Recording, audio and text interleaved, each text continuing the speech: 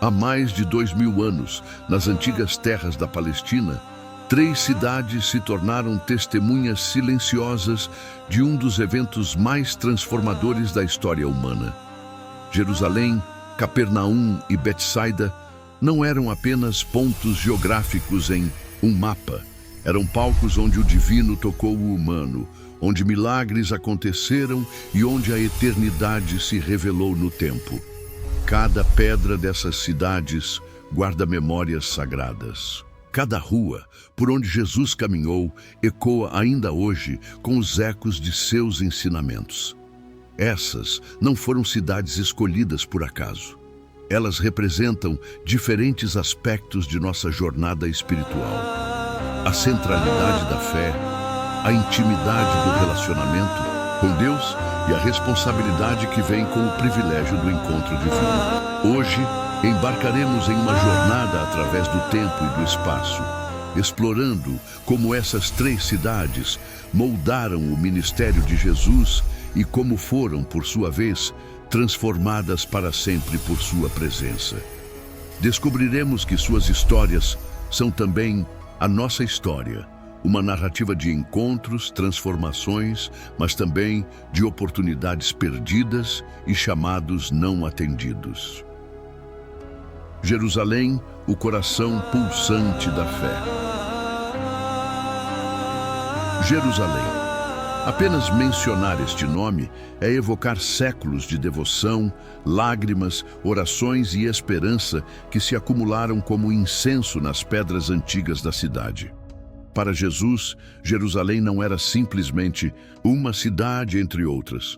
Era o destino inevitável de sua missão terrena, o altar onde o sacrifício definitivo seria oferecido pela humanidade, o palco onde o drama da redenção alcançaria seu clímax divino. A história de Jerusalém com o sagrado começou muito antes de Jesus pisar em suas ruas. Era a cidade de Davi, onde o rei poeta compôs muitos de seus salmos. Era onde Salomão construiu o primeiro templo, uma obra arquitetônica que representava a habitação de Deus entre os homens. Era onde profetas como Isaías, Jeremias e Ezequiel proclamaram suas visões revolucionárias. Era o lugar para onde toda a nação de Israel voltava seus corações 3 vezes ao ano durante as grandes festas. Mas quando Jesus chegou a Jerusalém, encontrou uma cidade que havia perdido muito de sua glória espiritual original. O templo ainda era magnífico. Herodes havia iniciado uma reforma grandiosa que transformou o complexo religioso em uma das maravilhas arquitetônicas do mundo antigo. As pedras eram tão perfeitamente encaixadas que não se podia inserir nenhuma lâmina entre elas. O ouro reluzia ao sol, criando um espetáculo que deixava peregrinos boquiabertos.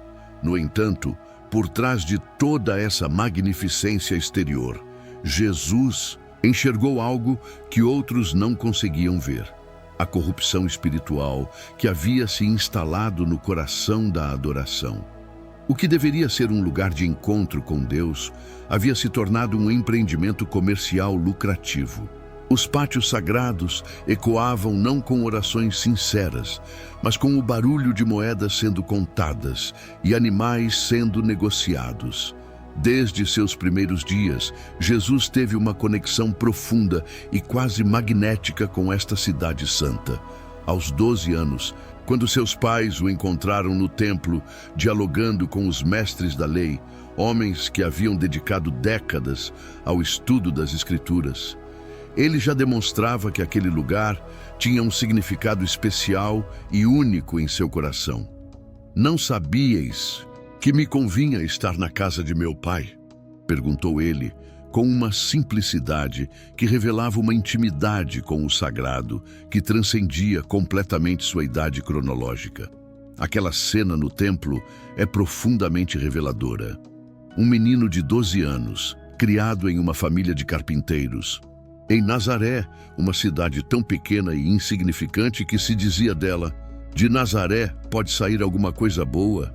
Este menino estava conversando de igual para igual com os maiores eruditos religiosos de sua época, Não estava apenas fazendo perguntas, estava dando respostas que deixavam os doutores da lei maravilhados.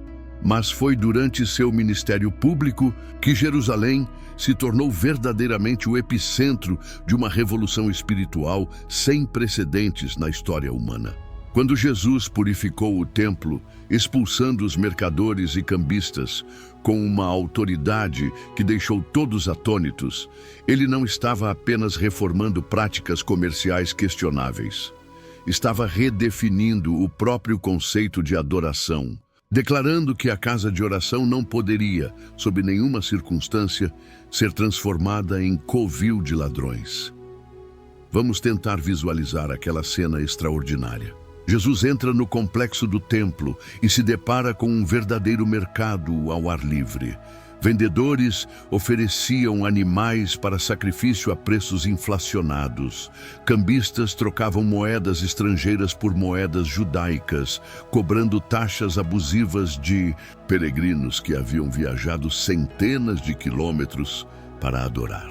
O barulho era ensurdecedor. Bois mugindo, ovelhas balindo, pombas arrulhando em suas gaiolas, homens gritando ofertas e preços. Jesus observou tudo isso com uma indignação santa crescendo em seu coração. Não era raiva humana, movida por impulso ou emoção descontrolada. Era zelo divino, o mesmo zelo que o salmista descreveu. O zelo da tua casa me consumiu. Este zelo não era destrutivo, mas restaurador. Não era violento, mas purificador. Naqueles momentos tensos no pátio do templo, enquanto Jesus derrubava as mesas dos cambistas e espalhava as moedas pelo chão de pedra, ele confrontou não apenas indivíduos gananciosos, mas todo um sistema religioso que havia perdido sua essência espiritual. Cada mesa derrubada era uma declaração profética. O sagrado não pode ser comercializado. Cada moeda que rolava pelo chão ecoava uma verdade eterna. Deus não habita em templos feitos por mãos humanas, mas no coração sincero e puro do adorador verdadeiro. As autoridades religiosas tremeram diante daquela demonstração de autoridade, não porque temiam fisicamente um carpinteiro de Nazaré. Afinal, Jesus estava sozinho contra centenas de comerciantes e guardas do templo. Eles tremeram porque reconheciam na autoridade de Jesus algo que eles mesmos haviam perdido há muito tempo: a autenticidade da conexão divina, a legitimidade espiritual que nenhum cargo ou posição poderia conferir. Com que autoridade fazes estas coisas? Perguntaram eles. Era uma pergunta carregada de desespero, disfarçado de desafio.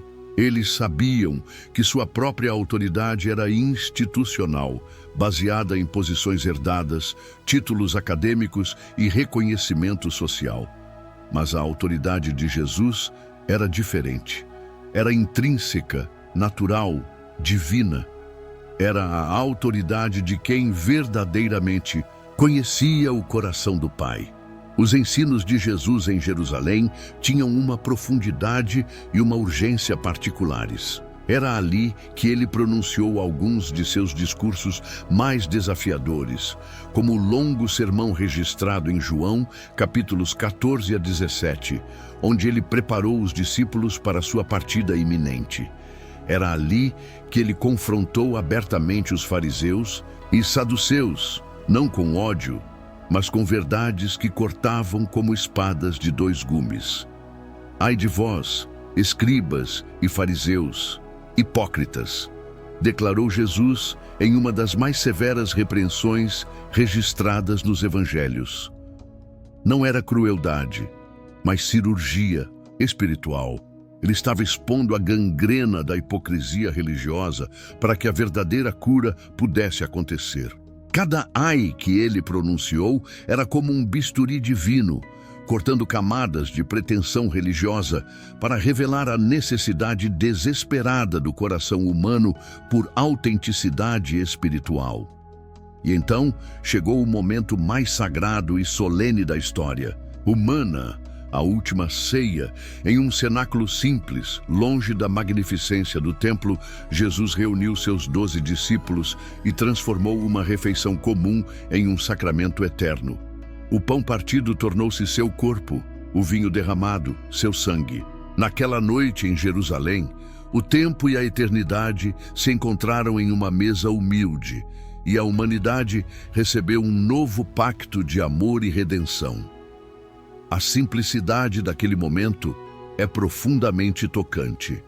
Não houve fanfarra ou cerimônia elaborada. Jesus simplesmente pegou o pão, partiu e disse: "Isto é o meu corpo que é dado por vós."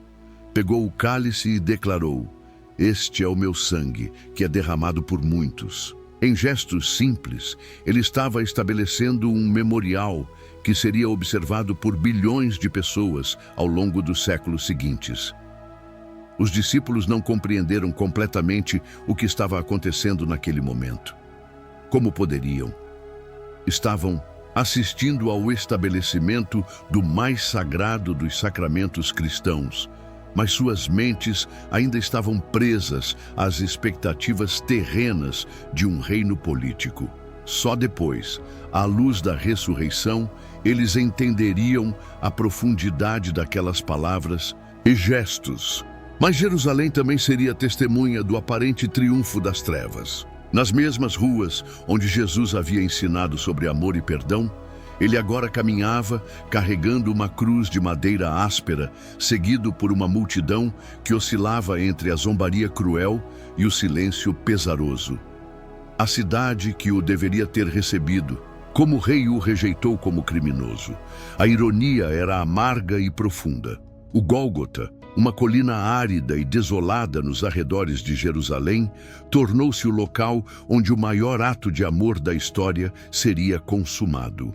Ali, suspenso entre o céu e a terra, Jesus se tornou o Cordeiro Pascal definitivo. "Pai, perdoa-lhes, porque não sabem o que fazem", clamou ele, demonstrando que mesmo na agonia extrema, seu coração permanecia cheio de compaixão e misericórdia.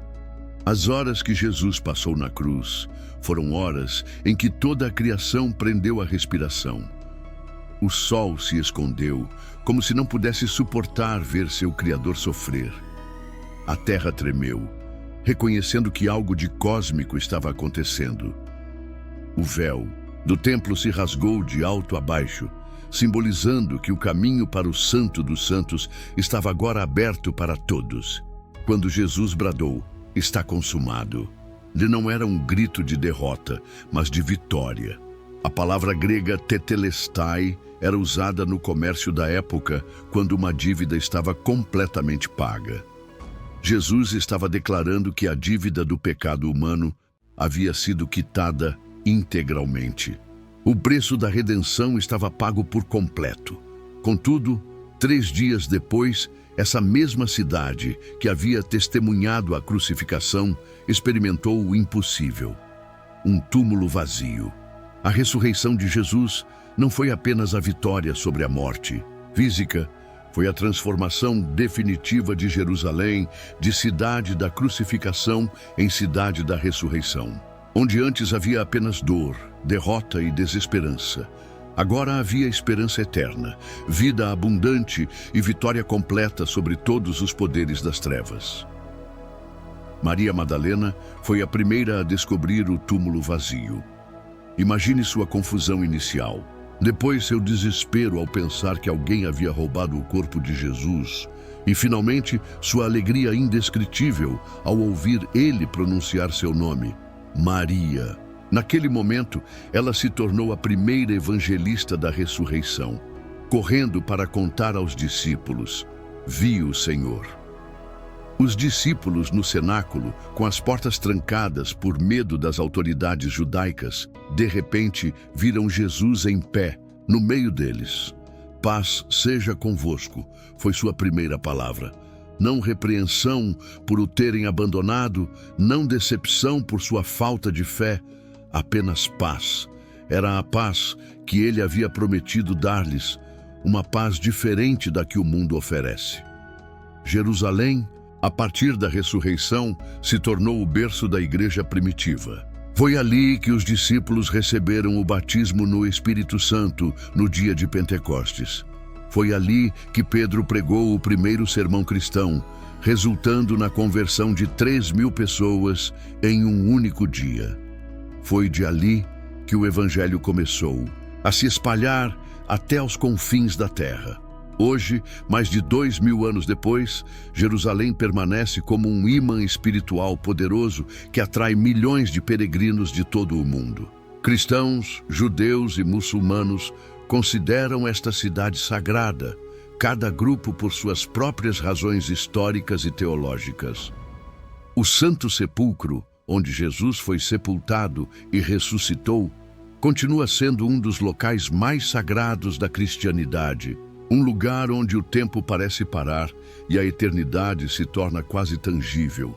Cada pedra das ruas antigas de Jerusalém, cada arco das construções medievais, cada mosaico das igrejas históricas, conta a história de um amor que venceu a morte e oferece vida eterna a todos que creem.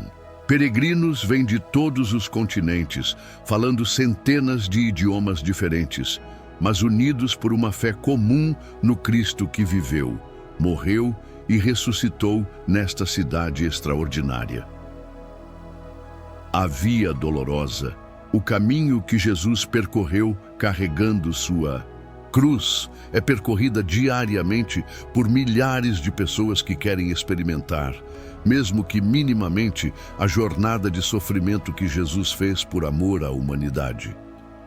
Cada uma das 14 estações da cruz marca um momento específico daquela caminhada final, e em cada estação, corações são tocados e vidas são transformadas. E você? Como está seu coração diante dessa Jerusalém eterna?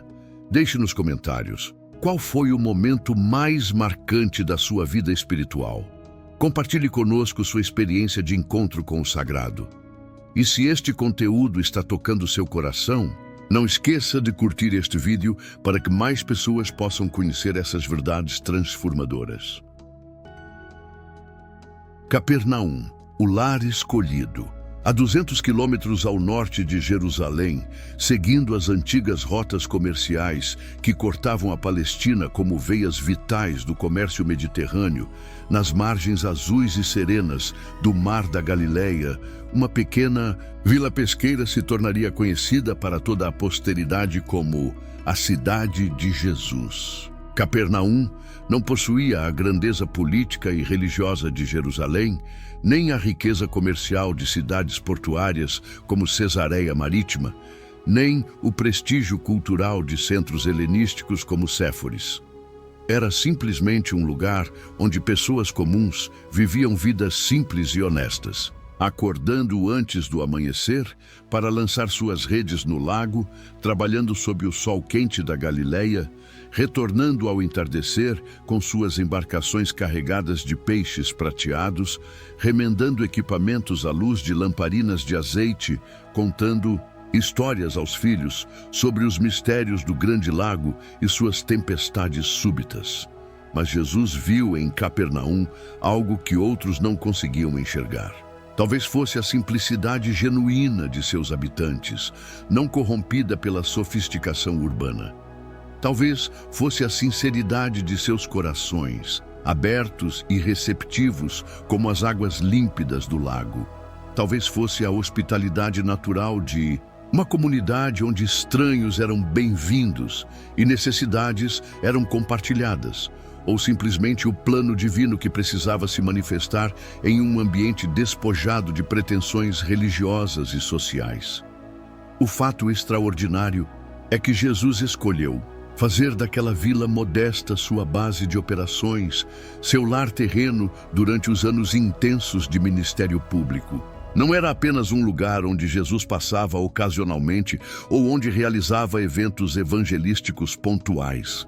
Era onde ele efetivamente habitava, onde descansava após longas jornadas de ensino pelas cidades vizinhas, onde compartilhava refeições simples com amigos próximos, onde encontrava refúgio e comunhão depois de enfrentar a hostilidade de adversários religiosos.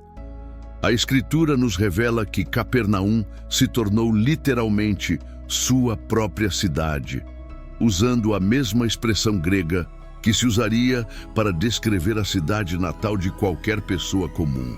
Havia algo profundamente humano e tocante nessa escolha divina. O Filho de Deus, que poderia ter escolhido qualquer palácio ou templo magnífico como sua residência, optou por uma casa simples em uma vila de pescadores. Em Capernaum, Jesus revelou aspectos íntimos e pessoais de seu caráter e ministério que não eram vistos em ambientes mais formais ou públicos. Foi na casa de Pedro, uma construção modesta de pedra basáltica, com poucas divisões e mobília simples, que ele curou a sogra do apóstolo, demonstrando que sua compaixão divina se estendia não apenas às multidões anônimas que o seguiam, mas aos círculos íntimos de relacionamento e às necessidades domésticas mais comuns. Aquela cura da sogra de Pedro é profundamente significativa em sua simplicidade. Não houve multidões presentes para testemunhar. Não houve pronunciamentos públicos ou cerimônias elaboradas. Jesus simplesmente se aproximou da mulher que estava acamada com febre, tocou sua mão com a ternura de um filho carinhoso e imediatamente a febre a deixou. O toque suave que fez a enfermidade desaparecer era o mesmo toque divino que transformava corações endurecidos pelo sofrimento e pela desesperança. A sinagoga de Capernaum, construída com pedras de calcário branco que contrastavam magnificamente com o basalto escuro comum na região, tornou-se uma sala de aula sagrada, onde Jesus ensinava regularmente com uma autoridade que deixava as pessoas genuinamente maravilhadas e perplexas. Não era a autoridade de quem havia estudado nas prestigiosas escolas rabínicas de Jerusalém, nem a autoridade de quem possuía títulos acadêmicos reconhecidos ou linhagem rabínica estabelecida. Era a autoridade natural e intrínseca de quem conhecia intimamente o coração de Deus, de quem falava não por ouvir dizer ou por estudos teóricos, mas por experiência pessoal e relacionamento íntimo com o Pai Celestial. Suas palavras não eram apenas informações religiosas transmitidas de forma pedagógica. Eram revelações vivas que penetravam a alma como espadas afiadas e transformavam vidas de maneira permanente e profunda. Os habitantes de Capernaum ficavam impressionados com a diferença entre o ensino de Jesus e o de outros mestres religiosos, que ocasionalmente visitavam sua sinagoga. Os escribas citavam continuamente outros rabis. Rabi Hillel disse: "A escola de Shammai ensina, a tradição dos antigos estabelece." Mas Jesus falava com autoridade própria. "Mas eu vos digo, em verdade vos digo." Era como se ele tivesse acesso direto à fonte da verdade, sem necessidade de intermediários ou referências externas. Foi em Capernaum que Jesus pronunciou um de seus mais profundos e desafiadores ensinamentos que ecoaria através dos séculos. "Eu sou o pão da vida. Quem vem a mim nunca mais terá fome, e quem crê em mim nunca mais terá sede." Estas palavras, pronunciadas numa comunidade que dependia da pesca diária e do comércio local para sobreviver, numa região onde a fome ocasional não era desconhecida e onde a água potável nem sempre era abundante, revelavam uma fome mais profunda e universal, a fome espiritual, que só Cristo pode saciar completamente. Aquela declaração revolucionária não se referia apenas à satisfação de necessidades físicas, por mais importantes que fossem. Jesus estava falando sobre a sede insaciável da alma humana por significado, propósito, relacionamento, transcendência, necessidades que nenhuma quantidade de comida, riqueza, sucesso ou relacionamentos humanos pode satisfazer permanentemente. Ele se apresentava como a resposta definitiva para o vazio existencial que cada ser humano carrega dentro de si. Os milagres realizados em Capernaum não eram espetáculos públicos organizados para impressionar multidões ou demonstrar poder sobrenatural. Eram atos de compaixão íntima, respostas divinas a necessidades humanas reais e específicas. O centurião romano que humildemente clamou pela cura de seu servo demonstrou uma qualidade de fé que surpreendeu o próprio Jesus de maneira positiva e emocionante. Nem mesmo em Israel encontrei fé como esta, declarou o mestre publicamente, revelando uma verdade que transcendia barreiras étnicas, culturais e religiosas. A verdadeira fé, aquela que toca o coração de Deus e move seu poder, não conhece fronteiras de nacionalidade, classe social, formação religiosa ou background cultural. Ela pode surgir nos corações mais inesperados e manifestar-se nas circunstâncias mais improváveis. Aquele centurião romano, representante de uma força de ocupação estrangeira, demonstrou uma compreensão da autoridade espiritual que muitos líderes religiosos judeus não possuíam. Senhor, não sou digno de que entres em minha casa, mas dize apenas uma palavra, e meu servo será curado, disse ele, revelando simultaneamente humildade genuína e fé extraordinária no poder da palavra de Jesus. A cena dos 4 homens que desceram um paralítico pelo telhado da casa onde Jesus ensinava é uma das mais tocantes e significativas registradas nos evangelhos. Imagine a cena. A casa estava tão cheia de pessoas ansiosas por ouvir Jesus que não havia mais espaço nem mesmo na porta. 4 amigos dedicados carregaram seu amigo paralítico até ali, determinados a levá-lo à presença do grande médico. Quando encontraram o caminho tradicional bloqueado, eles não desistiram. Subiram no telhado. Provavelmente uma estrutura plana de madeira, barro e palha, comum nas casas daquela época, e começaram a fazer um buraco grande o suficiente para passar o homem doente. Imagine a determinação, a fé criativa, o amor prático demonstrado por aqueles 4 amigos. Eles não estavam apenas buscando uma cura física para seu amigo.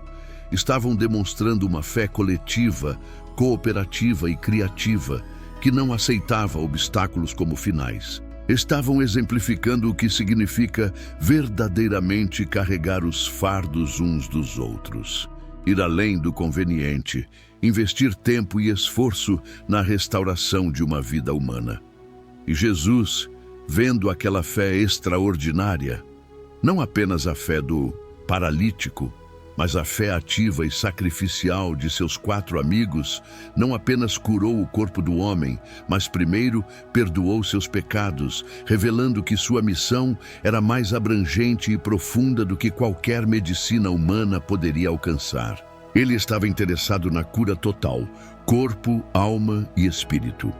A reação dos escribas presentes foi imediata e hostil. Quem pode perdoar pecados senão Deus? Era uma pergunta teologicamente correta, mas espiritualmente cega.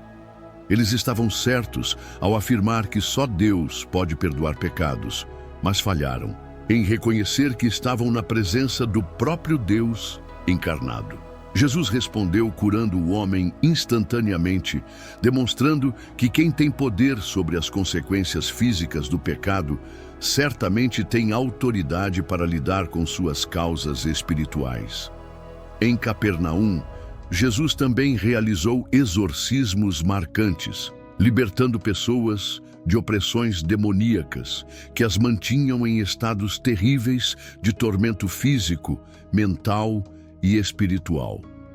Um dos casos mais impressionantes foi o de um homem que frequentava regularmente a sinagoga, mas estava possesso por um espírito imundo. Até mesmo os demônios reconheciam a identidade verdadeira de Jesus. Sei quem és, o Santo de Deus.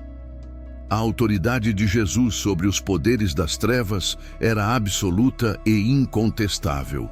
Ele não precisava de rituais elaborados, amuletos especiais, orações longas ou cerimônias complexas.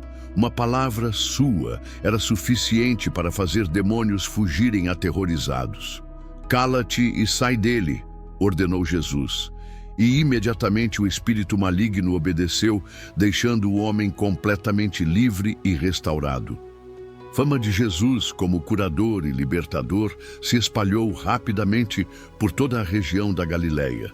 Pessoas traziam seus doentes de cidades vizinhas, carregando-os em macas improvisadas, caminhando quilômetros sob o sol escaldante na esperança de um encontro com o médico dos médicos. As ruas de Capernaum se enchiam de peregrinos da esperança, criando uma atmosfera única de expectativa e fé. Mas Capernaum também se tornaria um exemplo doloroso e instrutivo de oportunidade desperdiçada. Apesar de ter sido extraordinariamente privilegiada com a presença constante de Jesus, apesar de ter testemunhado milagres que desafiavam todas as leis naturais conhecidas, apesar de ter ouvido regularmente ensinamentos que revelavam os mistérios do reino de Deus, a cidade como um todo não se arrependeu verdadeira e completamente. Jesus mesmo lamentou esta realidade trágica com palavras que ecoam através dos séculos como um aviso solene. "E tu, Capernaum, elevar-te-ás até ao céu, descerás até os infernos. Porque se em Sodoma tivessem sido feitos os milagres que em ti se fizeram, teria ela permanecido até ao dia de hoje." Essas palavras nos confrontam com uma verdade sóbria e desconfortável. A proximidade física com o sagrado não garante automaticamente a transformação espiritual. É possível estar geograficamente perto de Jesus e permanecer emocionalmente, moralmente e espiritualmente distante. É possível testemunhar milagres extraordinários com os próprios olhos e ainda assim ter um coração endurecido pela incredulidade. É possível participar de reuniões religiosas regularmente, ouvir sermões inspiradores, cantar hinos emocionantes e, mesmo assim, permanecer essencialmente inalterado em caráter, prioridades e relacionamento com Deus. Capernaum se tornou um símbolo eterno desta possibilidade trágica, o desperdício do privilégio espiritual. Hoje, Capernaum é um sítio arqueológico cuidadosamente preservado. Um parque nacional onde turistas e peregrinos podem caminhar entre as ruínas de uma das cidades mais importantes da história do cristianismo. As fundações da antiga sinagoga, onde Jesus ensinou, ainda podem ser vistas e tocadas. As pedras de calcário branco, escurecidas pelo tempo mas ainda impressionantes, sussurram histórias de ensinamentos que mudaram o mundo. A casa de Pedro foi preservada sob uma moderna igreja de vidro e metal, que permite aos visitantes observarem as ruínas da residência onde Jesus provavelmente ficou hospedado durante seus anos em Capernaum. É emocionante estar ali e imaginar o Filho de Deus compartilhando refeições simples com pescadores, conversando sobre o reino dos céus ao redor de uma mesa humilde, descansando após dias intensos de ministério. Cada pedra preservada desse lugar extraordinário ecoa com memórias de encontros divinos, de vidas transformadas para sempre, mas também de oportunidades não aproveitadas completamente. Arqueólogos descobriram evidências fascinantes da vida cotidiana em Capernaum: anzóis de pesca, pesos de rede, moedas antigas, fragmentos de cerâmica que contam a história silenciosa de uma comunidade que teve o privilégio incomparável de ser o lar terreno do Filho de Deus. O museu local exibe artefatos que Jesus provavelmente viu e tocou.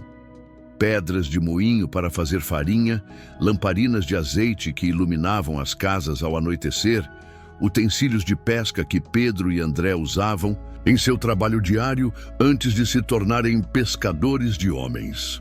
Cada objeto é um elo tangível com aquela época extraordinária em que o divino habitou entre os humanos de forma tão íntima e natural. Pause um momento e reflita. Jesus quer fazer da sua vida uma Capernaum, um lugar de intimidade e transformação. Que área da sua vida precisa do toque pessoal de Jesus hoje? Conte para nós nos comentários. E se você tem um amigo que precisa conhecer essa intimidade com Cristo, compartilhe este vídeo com ele. Juntos, vamos espalhar essa mensagem de esperança. Betsaida, a cidade dos discípulos.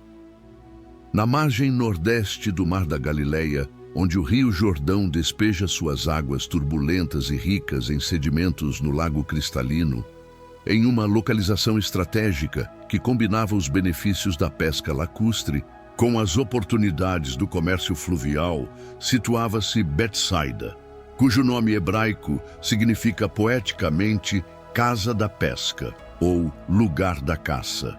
Esta pequena vila pescadora, aparentemente insignificante no grande mapa do Império Romano, tem uma importância única e extraordinária na narrativa do Novo Testamento.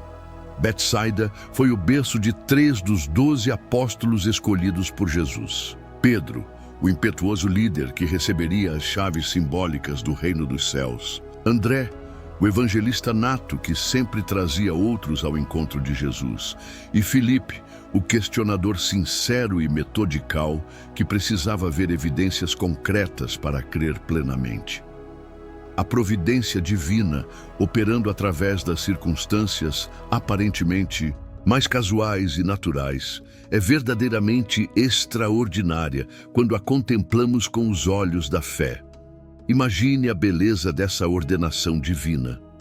3 homens que cresceram brincando nas mesmas ruas de terra batida, pescando nas mesmas águas azuis do lago, compartilhando os mesmos sonhos de juventude sobre o futuro de Israel, assistindo aos mesmos pôr-do-sol dourados que pintavam o céu da Galileia com cores indescritíveis, foram escolhidos pelo próprio Filho de Deus para se tornarem pilares fundamentais da igreja primitiva que mudaria o mundo para sempre. Pedro, com sua personalidade vibrante e impulsiva, que falava primeiro e pensava depois, que saltou do barco para caminhar sobre as águas em direção a Jesus, que declarou corajosamente: Tu és o Cristo, o Filho do Deus vivo, mas que também negou conhecer Jesus 3 vezes durante o julgamento. Sua trajetória de transformação de pescador impetuoso, a rocha firme da igreja primitiva, é uma das histórias mais inspiradoras de crescimento espiritual registradas na literatura mundial. André, frequentemente chamado de o primeiro missionário, porque sua primeira reação após encontrar Jesus foi correr para buscar seu irmão Pedro e declarar: Achamos o Messias. André representa todos aqueles cristãos que trabalham silenciosamente nos bastidores, trazendo outros à presença de Jesus sem buscar reconhecimento pessoal ou posições de destaque. Sua influência foi imensa, mas exercida através de outros. Filipe, o questionador sincero que, quando Jesus lhe disse: Segue-me, obedeceu imediatamente, mas que também foi aquele que perguntou: Senhor, mostra-nos o Pai, e isso nos basta. Filipe representa todos nós, que lutamos às vezes entre a fé e a necessidade de compreensão racional, entre a confiança e a busca por evidências tangíveis. Betsaida não era apenas a cidade natal desses discípulos extraordinários. Era também o cenário de alguns dos milagres mais significativos e simbolicamente ricos realizados por Jesus durante seu ministério terreno. Foi nas proximidades de Betsaida que ocorreu a multiplicação dos pães e peixes, quando 5.000 homens, além de mulheres e crianças, provavelmente totalizando mais de 10.000 pessoas, foram alimentados abundantemente com o lanche modesto de uma criança. Vamos visualizar aquela cena extraordinária com mais detalhes. Era final da tarde e uma multidão imensa havia seguido Jesus até um lugar deserto, motivada por seus ensinamentos e milagres de cura. As pessoas haviam caminhado quilômetros, muitas trazendo doentes em macas improvisadas, outras simplesmente sedentas de ouvir palavras de esperança e vida eterna. O tempo passou rapidamente enquanto Jesus ensinava e curava, e de repente todos se deram conta de que o sol estava se pondo e não havia comida para tanta gente. Os discípulos, sempre práticos, sugeriram a Jesus que despedisse as multidões para que pudessem ir às aldeias vizinhas comprar comida. Mas Jesus tinha outros planos. Dai-lhes vós de comer, disse ele, criando um momento de perplexidade total entre seus seguidores. Como alimentar mais de 10.000 pessoas com os recursos limitados que possuíam? Foi então que André, fiel ao seu caráter de sempre trazer pessoas e recursos a Jesus, apareceu com um menino que possuía 5 pães de cevada e 2 peixinhos pequenos. Mas que é isto para tantos?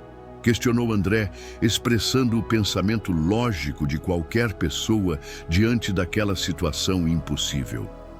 Aquele menino anônimo, cujo nome nunca saberemos até chegarmos ao céu, representa todos nós diante da imensidão das necessidades humanas ao nosso redor. Nossos recursos parecem insignificantes e inadequados diante dos problemas gigantescos do mundo. Pobreza, doença, solidão, desesperança, injustiça.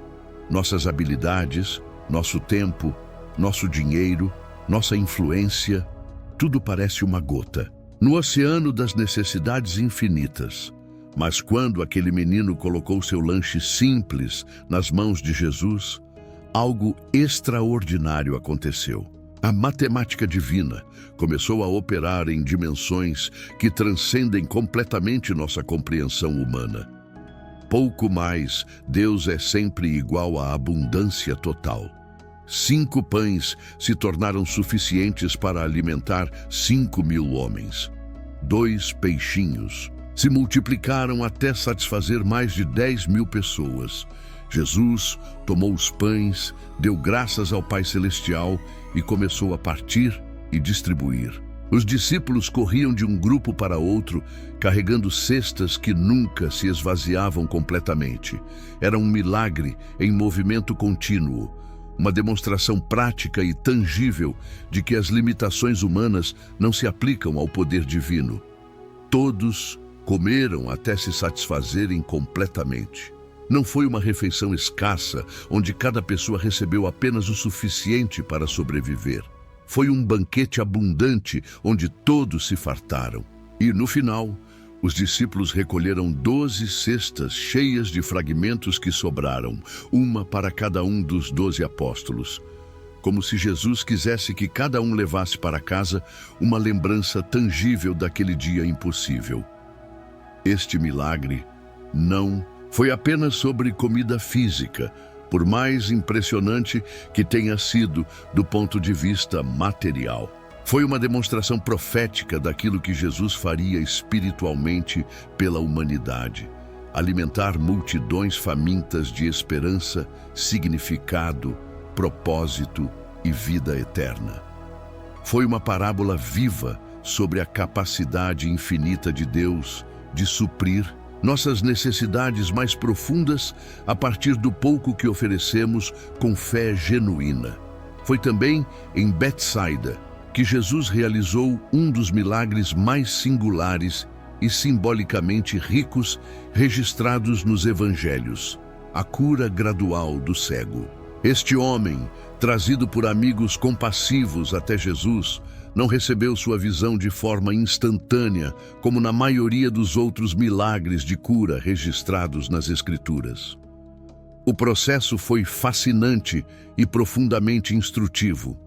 Primeiro, Jesus aplicou saliva nos olhos do homem e impôs as mãos sobre ele.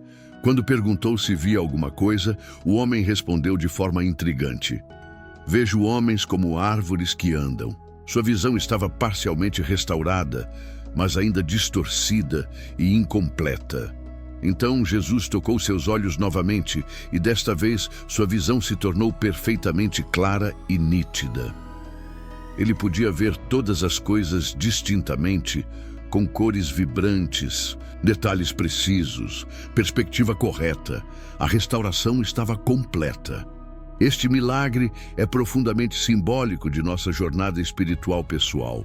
Muitas vezes, nossa compreensão de Deus, de sua vontade para nossas vidas, dos princípios espirituais que governam o universo, não vem de forma instantânea e completa.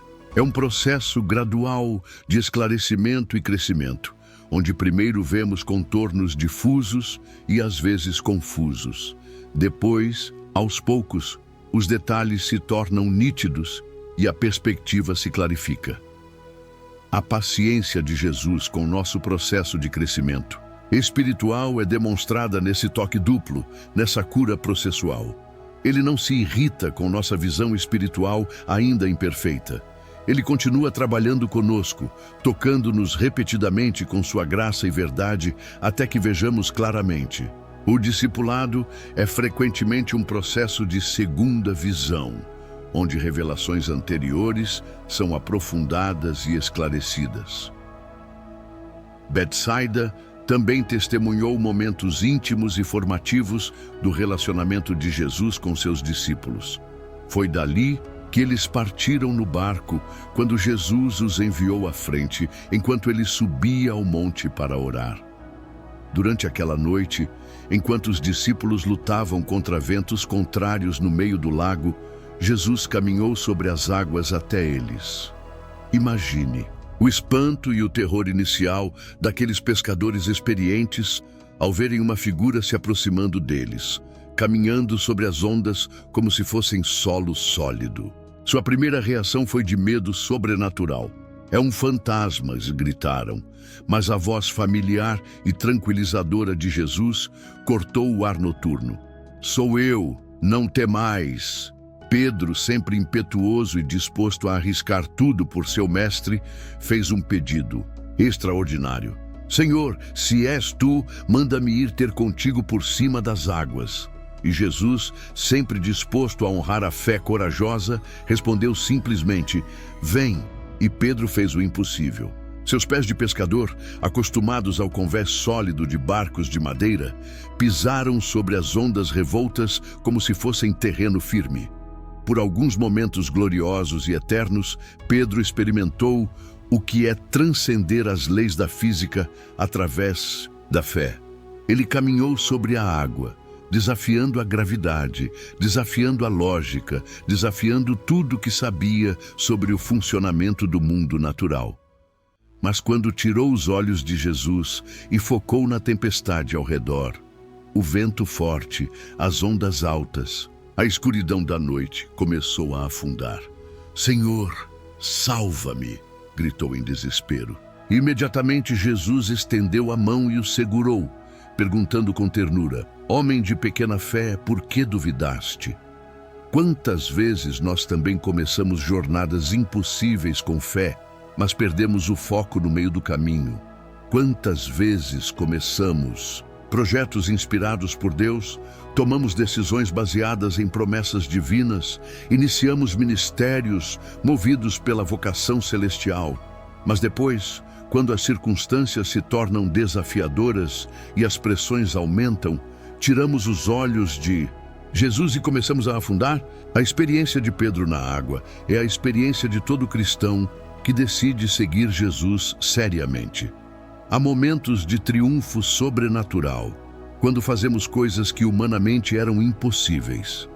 Mas há também momentos de fraqueza e dúvida, quando precisamos do resgate misericordioso do Salvador. Contudo, Betsaida compartilha com Capernaum uma ironia trágica e instrutiva. Apesar de todos os milagres testemunhados, apesar de ter sido o berço de 3 dos 12 apóstolos, apesar de ter sido palco de revelações extraordinárias do poder e amor de Deus, a cidade como um todo não respondeu adequadamente ao ministério de Jesus. O mestre pronunciou palavras solenes de juízo sobre ela, palavras que ecoam através dos séculos como um aviso para todas as gerações. Ai de ti, Betsaida! Porque se em Tiro e Sidom tivessem sido feitos os milagres que foram feitos em vós, há muito que se teriam arrependido com saco e cinza. Tiro e Sidom eram cidades pagãs, conhecidas na literatura bíblica por sua idolatria e imoralidade. Entanto, Jesus declarou que se essas cidades tivessem testemunhado os milagres que Betsaida presenciou, teriam se arrependido genuinamente. Que condenação severa! Que julgamento solene sobre o desperdício do privilégio espiritual! Esta condenação nos confronta com uma verdade desconcertante e que deve nos levar à reflexão profunda. O privilégio espiritual traz consigo uma responsabilidade correspondente e proporcional. Aqueles que mais receberam de Deus também terão mais prestação de contas diante dele. Betsaida teve o privilégio incomparável de formar 3 dos 12 apóstolos de Jesus, de testemunhar milagres que desafiavam todas as leis naturais, de receber visitas regulares e ensinamentos pessoais do próprio Filho de Deus. Mas privilégio sem transformação, oportunidade sem aproveitamento, conhecimento sem obediência, proximidade sem relacionamento, tudo isso se torna julgamento. No tribunal divino, a quem muito for dado, muito será requerido, ensinou Jesus em outra ocasião. Betsaida recebeu muito, mas não correspondeu à altura do que recebeu. A cidade que um dia fervilhava com a atividade pesqueira e o comércio fluvial, que ecoava com as vozes de pescadores negociando suas mercadorias e crianças brincando nas ruas, gradualmente desapareceu da história humana. Não foi destruída por guerra ou catástrofe natural. Simplesmente definhou e foi abandonada, como se o próprio peso de sua oportunidade desperdiçada tivesse tornado impossível sua continuidade. Hoje, arqueólogos e estudiosos bíblicos discutem intensamente sobre a localização exata da antiga Betsaida, escavando sítios como Etel e El-Araj, procurando vestígios tangíveis daquela que foi a cidade dos discípulos. As descobertas têm sido fascinantes. Fundações de casas, utensílios de pesca, moedas da época, fragmentos de cerâmica que sussurram histórias do passado. Em Et-Tel, os arqueólogos descobriram evidências de uma próspera comunidade pesqueira no primeiro século, incluindo pesos de rede, anzóis e até mesmo uma âncora de pedra. Em El-Araj, escavações mais recentes revelaram uma igreja bizantina construída sobre o que pode ter sido a casa de Pedro e André, sugerindo que os primeiros cristãos identificaram este local como significativo na vida de Jesus. Betsaida nos faz uma pergunta profunda e pessoal. Estamos aproveitando os privilégios espirituais que Deus nos deu? Escreva nos comentários. Qual oportunidade de servir a Deus você não pode deixar passar? E se esta mensagem está desafiando você, deixe seu like. Isso nos motiva a continuar trazendo conteúdo que transforma vidas. Ative também o sininho das notificações para não perder nenhuma revelação. A situação atual das 3 cidades, o que restou. Hoje, mais de 2000 anos depois, cada uma dessas 3 cidades sagradas apresenta uma realidade completamente diferente, mas todas continuam sendo destinos de profunda significância espiritual. Jerusalém, a cidade eterna que permanece viva. Jerusalém permanece como uma cidade vibrante e complexa, uma metrópole moderna que abriga aproximadamente 900.000 habitantes. A cidade antiga, cercada por muros majestosos, preserva as mesmas ruas de pedra onde Jesus caminhou há 2000 anos. A Igreja do Santo Sepulcro continua sendo um dos locais mais sagrados do cristianismo, onde milhares de peregrinos refazem anualmente o caminho da Via Dolorosa. O local onde Jesus foi crucificado, sepultado e ressuscitou permanece como destino de peregrinação mundial. Jerusalém consegue ser simultaneamente uma metrópole moderna e um museu vivo da história religiosa. Cada pedra, cada arco, conta a história do sacrifício redentor que mudou a humanidade para sempre. Capernaum. Ruínas que sussurram memórias. Capernaum. Hoje é um sítio arqueológico preservado, onde as ruínas da antiga sinagoga onde Jesus ensinou ainda podem ser visitadas. Exatamente como Jesus profetizou, a cidade foi deixada desolada. A casa de Pedro foi preservada sob uma moderna igreja de vidro e metal, permitindo que visitantes observem as fundações da residência onde Jesus provavelmente se hospedou.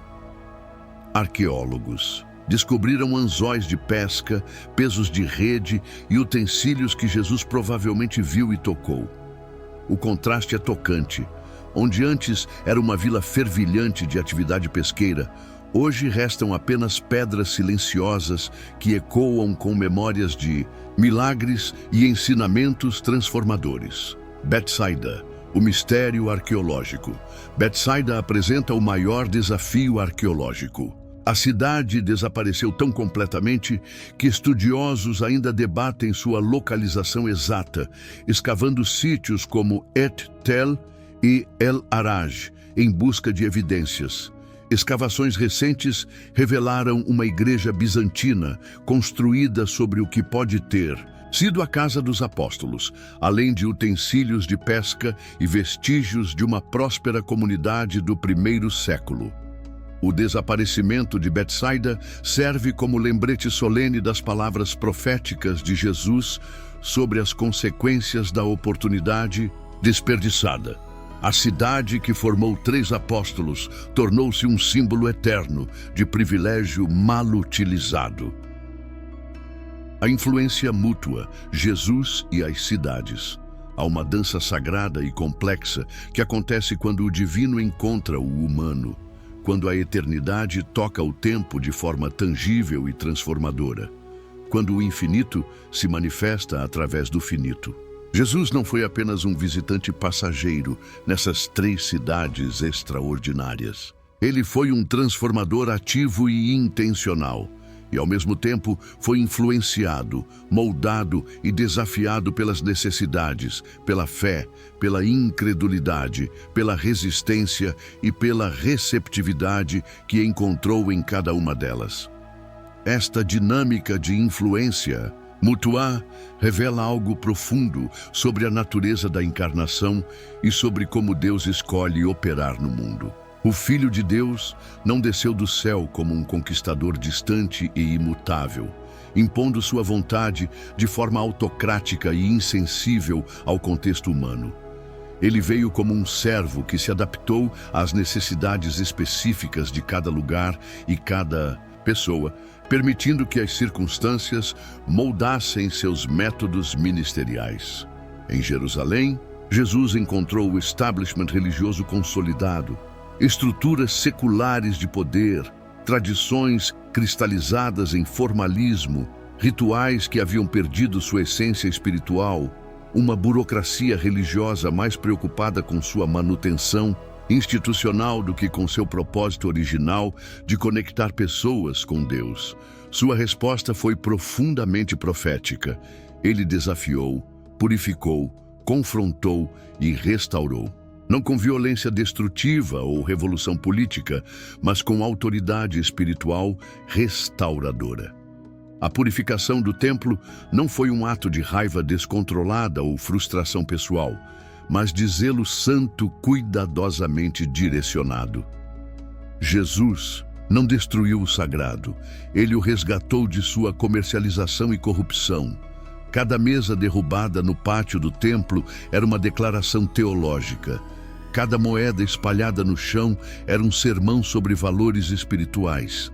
Cada mercador expulso representava a remoção de obstáculos entre Deus e os adoradores sinceros. Jesus estava restaurando o templo ao seu propósito original: ser casa de oração para todas as nações, não covil de ladrões que exploram a devoção religiosa para lucro pessoal. A Cidade Santa, por sua vez, forçou Jesus a confrontar o aspecto mais difícil e doloroso de sua missão messiânica.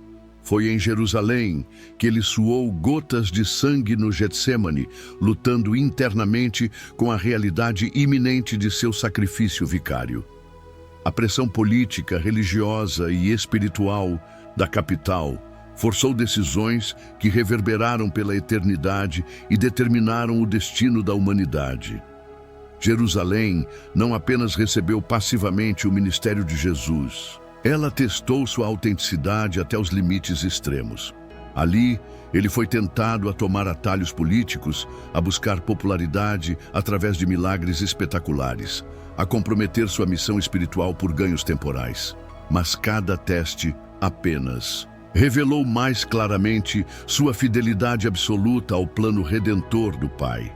Capernaum ofereceu a Jesus algo que Jerusalém não podia proporcionar: intimidade genuína e relacionamentos autênticos. Nas ruas familiares dessa vila pesqueira, Jesus podia ser não apenas o Messias público e o mestre dos mestres, mas o amigo próximo, o vizinho compassivo, o conselheiro acessível, o convidado bem-vindo à mesa das famílias simples. A casa de Pedro tornou-se muito mais que uma base de operações ministeriais. Tornou-se um verdadeiro lar onde a divindade experimentou a hospitalidade humana em sua forma mais pura. Ali, Jesus descansava após jornadas extenuantes, compartilhava refeições simples, participava de conversas familiares, demonstrava interesse pelos problemas cotidianos das pessoas comuns. Esta intimidade permitiu que Jesus revelasse aspectos mais suaves e pessoais de seu caráter divino humano. Em Capernaum, vemos Jesus curar febres domésticas, conversar informalmente após as refeições, ensinar de forma mais pessoal e próxima, demonstrar paciência com as limitações humanas de seus discípulos. A cidade ofereceu o contexto perfeito para milagres mais íntimos, menos espetaculares publicamente, mas não menos poderosos em seu impacto transformador. A cura da sogra de Pedro não atraiu multidões ou manchetes nos pergaminhos da época, mas transformou completamente uma família e criou um ambiente de hospitalidade que abençoou o ministério de Jesus. A multiplicação dos pães aconteceu nas proximidades, mas foi em Capernaum que Jesus explicou seu significado espiritual mais profundo, revelando-se como o pão da vida. Betsaida desafiou Jesus com sua mistura única e complexa de fé genuína e incredulidade persistente. Os discípulos que nasceram ali demonstravam uma fé que crescia progressivamente através de experiências transformadoras, mas a população geral permanecia espiritualmente estagnada, resistindo à transformação, apesar de testemunhar milagres extraordinários.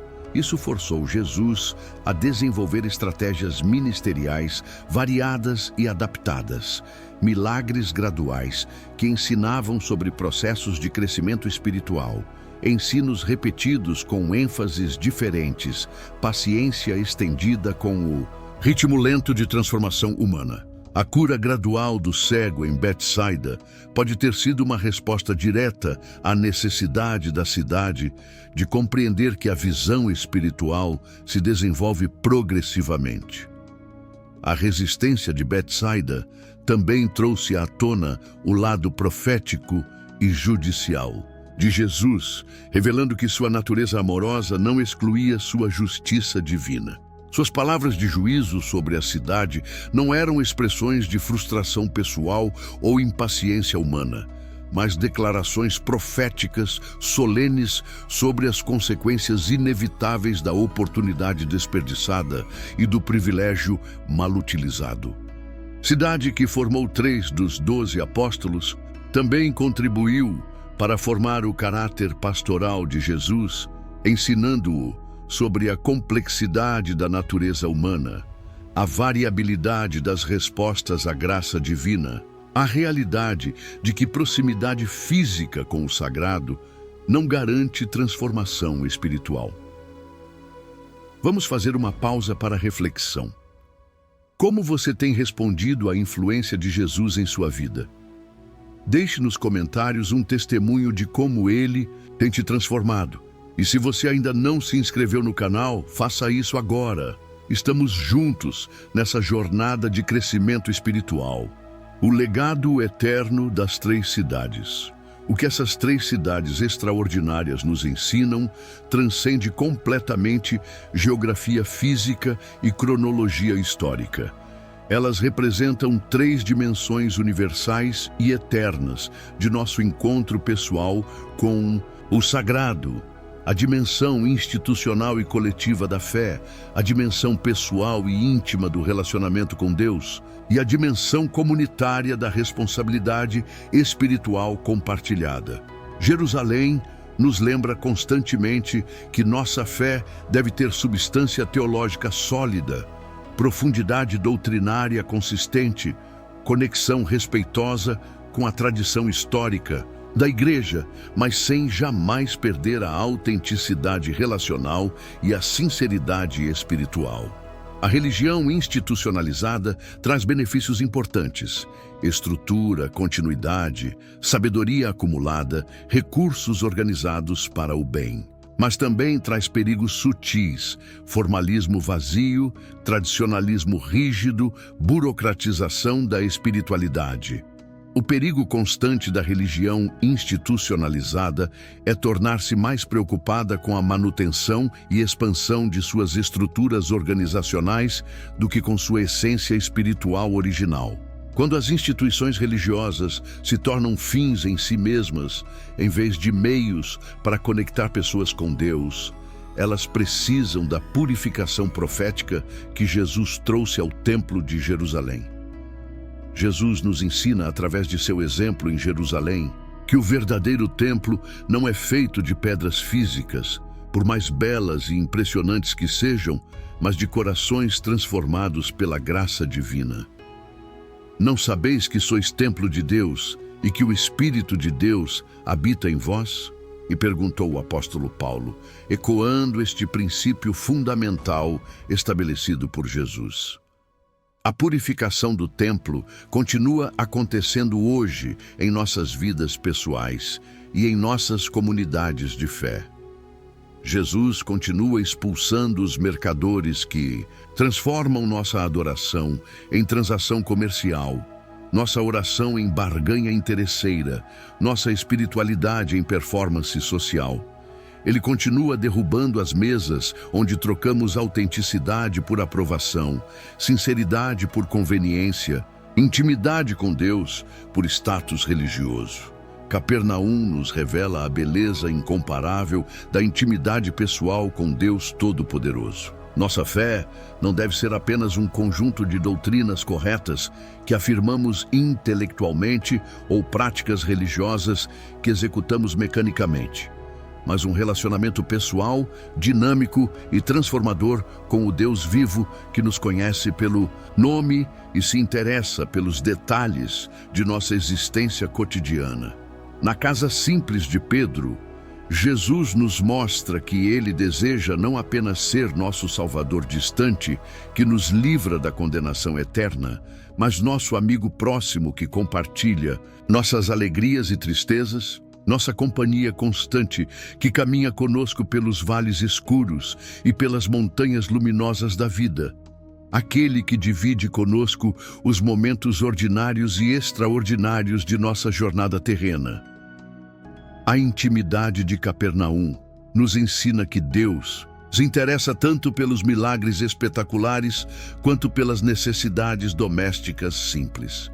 A cura da sogra de Pedro foi tão importante quanto a ressurreição de Lázaro. A conversa informal após o jantar foi tão significativa quanto o Sermão do Monte. Jesus valoriza igualmente os momentos públicos de ministério e os momentos privados de relacionamento.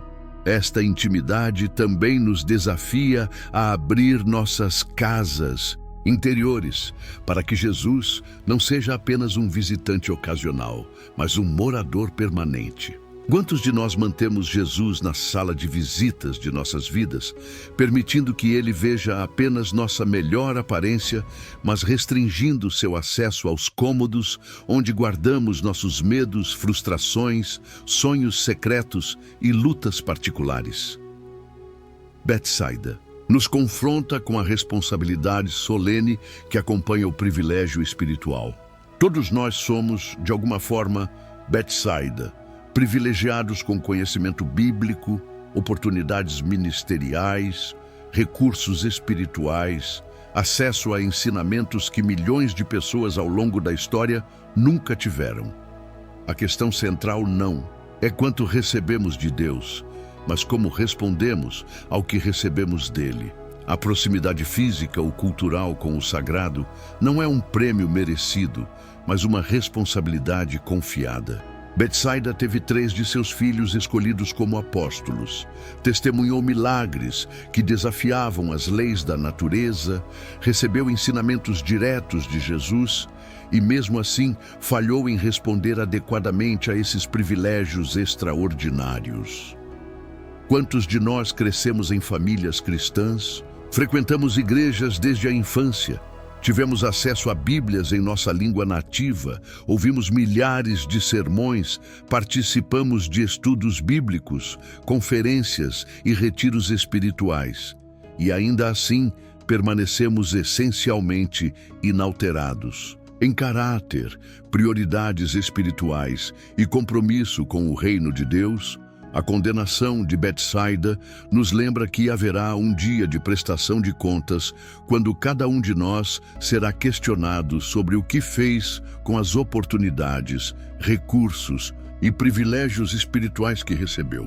A quem muito for dado, muito será requerido, e a quem muito for confiado, muito mais será pedido.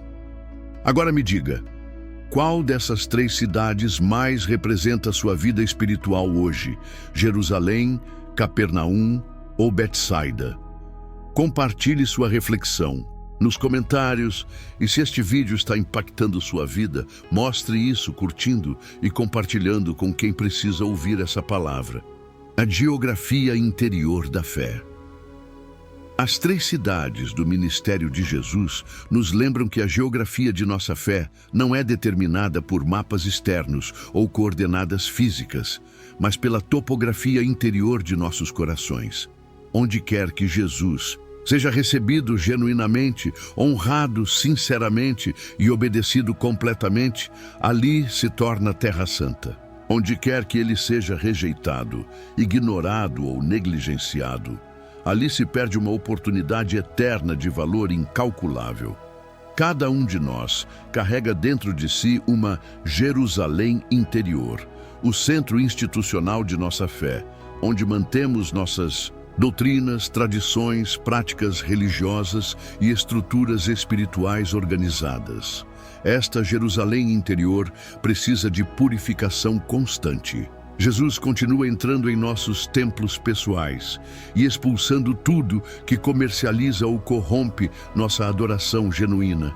Também possuímos uma Capernaum interior, o lugar íntimo onde desenvolvemos relacionamento pessoal com Jesus, onde ele é bem-vindo como amigo próximo, onde compartilhamos com ele nossas alegrias, preocupações, sonhos e lutas cotidianas. Esta Capernaum interior precisa ser cultivada através de oração sincera, meditação nas Escrituras, comunhão genuína e obediência amorosa. E todos temos uma Betsaida interior, a área de nossos privilégios e responsabilidades espirituais, onde somos confrontados com a questão de como estamos aproveitando as oportunidades que Deus nos deu, para crescer espiritualmente e servir seu reino. Esta Betsaida interior nos lembra que privilégio não utilizado se torna condenação. A jornada de Jesus por essas 3 cidades não terminou há 2000 anos, quando ele ascendeu aos céus. Ela continua hoje, neste exato momento, em cada coração que se abre para recebê-lo, em cada vida que se permite ser transformada por sua presença, em cada comunidade que o honra como Senhor e Salvador. As ruínas físicas dessas cidades antigas podem estar silenciosas, cobertas pela poeira dos séculos e visitadas apenas por turistas e peregrinos. Mas o eco de seus ensinamentos ressoa através do tempo e do espaço, atravessando culturas e idiomas, tocando corações em todos os continentes, transformando vidas em todas as gerações. Jerusalém continua existindo não apenas como cidade moderna no Oriente Médio, mas como símbolo eterno do lugar onde o amor de Deus foi demonstrado de forma suprema através do sacrifício de Jesus. Cada vez que participamos da Santa Ceia, estamos conectados espiritualmente àquele cenáculo onde Jesus estabeleceu este sacramento.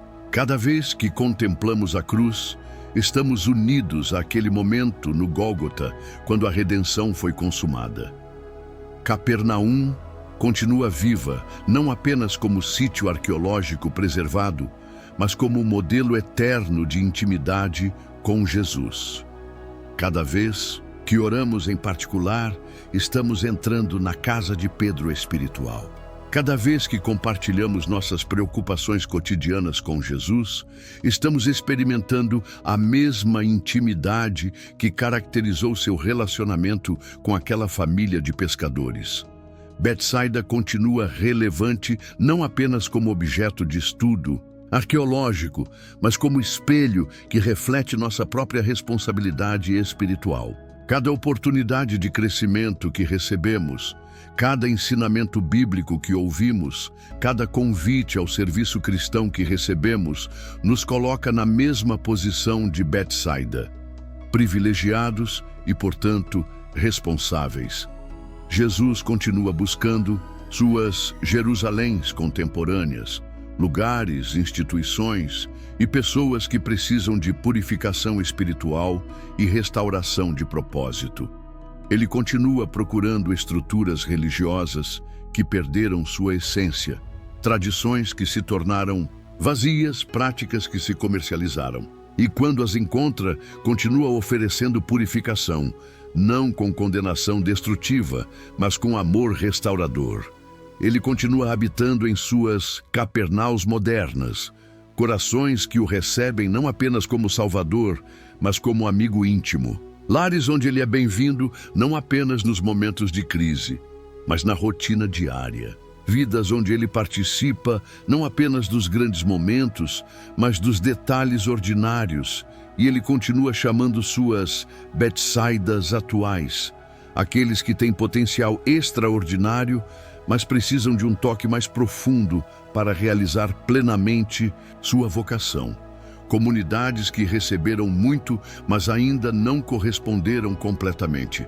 Pessoas que estão próximas do reino de Deus, mas ainda não entraram totalmente. Lições para a nossa jornada espiritual. Cada uma dessas 3 cidades oferece lições específicas para a nossa caminhada cristã contemporânea. De Jerusalém aprendemos que a fé verdadeira deve ter substância sem se tornar formal, estrutura sem se tornar rígida, tradição sem se tornar tradicionalismo. O desafio é manter o equilíbrio entre ortodoxia e autenticidade, entre doutrina sólida e relacionamento vivo. A tentação constante em nossa Jerusalém pessoal é permitir que nossa fé se torne mais um conjunto de práticas religiosas do que um relacionamento transformador com Deus vivo. Podemos conhecer todas as doutrinas corretas, participar de todas as atividades da igreja, manter uma reputação espiritual impecável e ainda assim estar espiritualmente distantes do coração de Deus. Jesus continua entrando em nossos templos pessoais e questionando nossas motivações. Por que você ora? Por que você dá ofertas? Por que você serve? Por que você estuda a Bíblia? Suas respostas revelam se nossa religião é adoração genuína ou comércio espiritual disfarçado.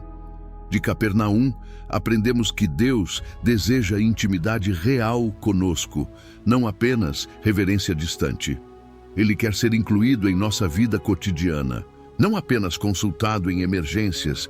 O Jesus que curou a sogra de Pedro com tanta naturalidade e carinho é o mesmo Jesus que se interessa pelos detalhes de nossa vida diária. Lição de Capernaum é que não precisamos arrumar nossa vida antes de nos aproximarmos de Jesus. Pedro não precisou limpar sua casa, preparar uma refeição especial ou vestir roupas elegantes antes de receber Jesus. Ele simplesmente o convidou a entrar. E Jesus aceitou o convite com alegria. Muitos de nós mantemos Jesus do lado de fora de certas áreas de nossa vida porque achamos que elas não são espirituais o suficiente. Nossos relacionamentos complicados, nossos medos secretos, nossos sonhos aparentemente mundanos, nossas lutas financeiras, nossos problemas de saúde. Achamos que essas coisas não interessam a Jesus ou que devemos resolvê-las sozinhos antes de apresentá-las a Ele. Mas Capernaum nos ensina o contrário. Jesus quer participar de toda a nossa vida, não apenas das partes que consideramos presentáveis. Ele quer ser convidado para nossa casa interior completa, não apenas para a sala de visitas espiritual. De Betsaida, aprendemos que privilégio espiritual é uma responsabilidade séria, não um motivo de orgulho. Todos nós que temos acesso às Escrituras, que vivemos em sociedades com liberdade religiosa, que podemos frequentar igrejas livremente, que temos pastores e mestres bíblicos disponíveis, todos nós somos Betsaida. A questão não é se merecemos esses privilégios, ninguém os merece. A questão é o que estamos fazendo com eles. Como estamos aproveitando as oportunidades de crescimento espiritual que recebemos? Como estamos usando nossos recursos e conhecimentos para servir o reino de Deus e abençoar outros? Betsaida nos adverte sobre o perigo da familiaridade espiritual sem transformação real. É possível crescer ouvindo histórias bíblicas, participar de atividades religiosas durante anos, conhecer teologia avançada e ainda assim permanecer espiritualmente imaturo. Os 3 discípulos que vieram de Betsaida, Pedro, André e Filipe, nos mostram que é possível quebrar este padrão. Eles cresceram na mesma cidade que foi posteriormente condenada por Jesus, mas responderam ao chamado divino de forma diferente da maioria de seus conterrâneos. Isso nos dá esperança.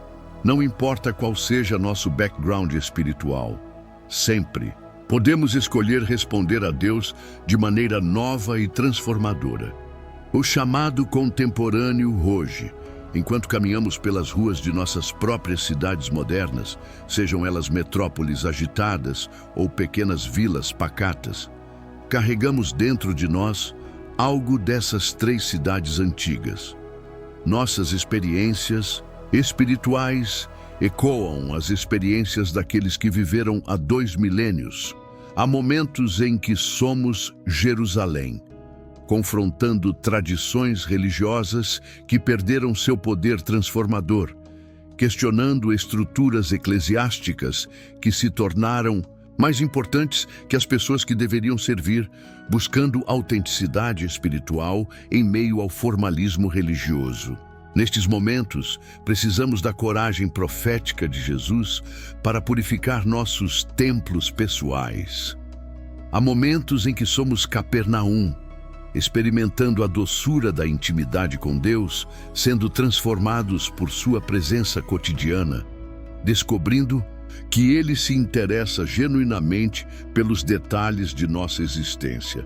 Nestes momentos, precisamos da receptividade hospitaleira de Pedro para abrir nossas casas e corações para Jesus.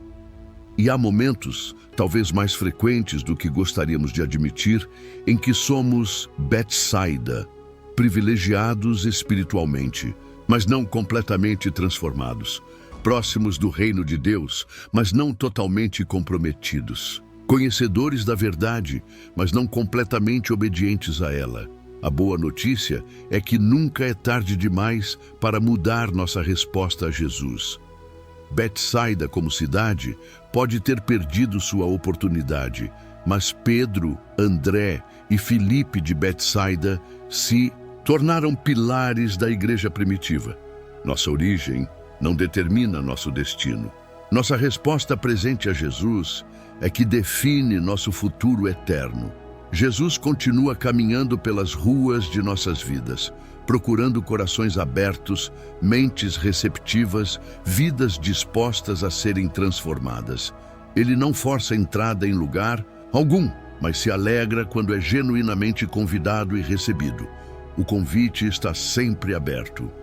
Eis que estou à porta e bato.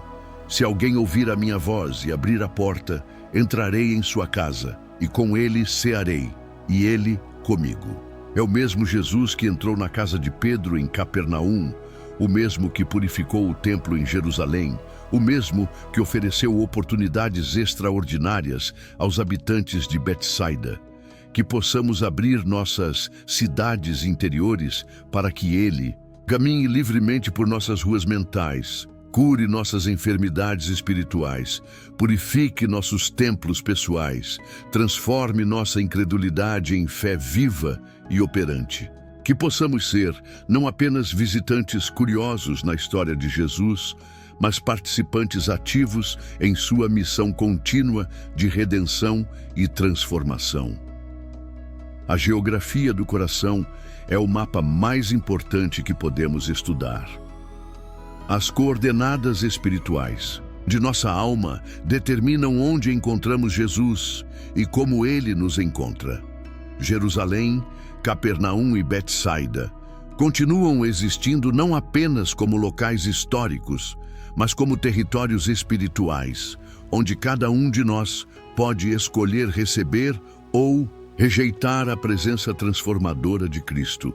Que nossas vidas sejam cidades onde Jesus encontra não apenas visitação temporária, mas habitação permanente. Que sejamos lugares onde milagres continuam acontecendo, onde ensinamentos divinos continuam transformando, onde o amor celestial encontra expressão terrena através de nossas palavras, ações e relacionamentos. Esta é a verdadeira geografia da fé cristã, não onde estamos fisicamente no mapa mundial, mas onde está Jesus espiritualmente em nossas vidas. Quando Ele é Senhor de nossas Jerusaléns, amigo íntimo de nossas Capernaus e transformador de nossas Betsaidas, então verdadeiramente habitamos na terra prometida do relacionamento eterno com Deus. Se essa mensagem tocou seu coração, demonstre isso. Deixe nos comentários como você vai permitir que Jesus transforme sua cidade interior a partir de hoje. Curta este vídeo se ele abençoou sua vida. Compartilhe com seus amigos e familiares que precisam conhecer essas verdades eternas e se inscreva no canal para continuar conosco nessa jornada de transformação espiritual. Ative o sininho das notificações para não perder nenhum conteúdo que pode mudar sua vida para sempre. Que o Deus de Jerusalém, Capernaum e Betsaida abençoe grandemente cada um de vocês. Transforme suas cidades interiores e faça de suas vidas territórios santos onde seu amor se manifesta poderosamente. Até nosso próximo encontro. Continuem caminhando com Jesus pelas ruas de seus corações. Deus abençoe. Parabéns e gratidão por ter chegado até aqui. Agora deixe seu comentário, ele é muito importante. Compartilhe este vídeo para mais pessoas. Assim juntos iremos anunciar as palavras de Jesus. Assista os outros vídeos do canal. Gratidão e até o próximo vídeo.